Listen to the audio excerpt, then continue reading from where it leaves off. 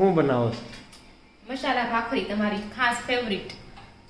તું બહુ કહેતી હોય કે બહુ કોમેન્ટ આવે કે રેસીપી તો કાંઈ નહીં, ચાલો આજે આપણે રેસીપી આપી દઈએ મસાલા ભાખરીની. તો જો થોડાક આપણે છે ને 5 ભાખરી બનાવવાની છે આપણે. તો થોડાક ધાણા છે આપણે કટિંગ કરી નાખ્યા છે. તમારી પાસે મેથી હોય ને તો તમે મેથી પણ નાખી શકો. અને આપણે 5 ભાખરી બનાવવાની છે ને તો 2 પાવડા આપણે તેલ નાખીશું. આ એક અને આ બીજું. મસાલા ભાખરી છે એટલે બધા મસાલા તો આમાં નાખવા જ પડે આપણે. તો મસાલામાં શું જશે? અને ચમચી ક્યાં ગઈ? ઓકે અહીંયા. તો એમાં આપણે થોડીક નાખી દઈશું હળદર. મસાલા ભાખરી છે એટલે થોડીક હળદર, પછી થોડુંક ચટણી પાવડર અને થોડુંક જીરું, દળેલું જીરું નાખવાનું છે. અને પછી તમે છે ને શું કહેવાય તલ પણ નાખી શકો.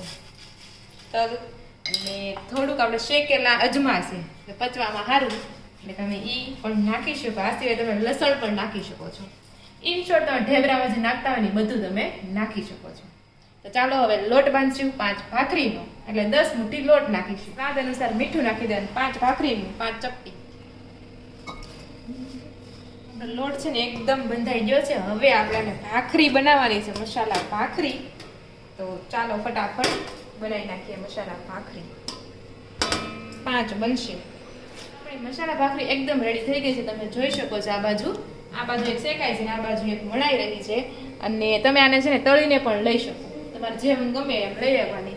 તો આ તમે મસાલા ભાખરીની રેસીપી કેવી લાગી તમે જરૂરથી લાઈક, શેર અને ફોલો કરવાનું ભૂલતા નહીં.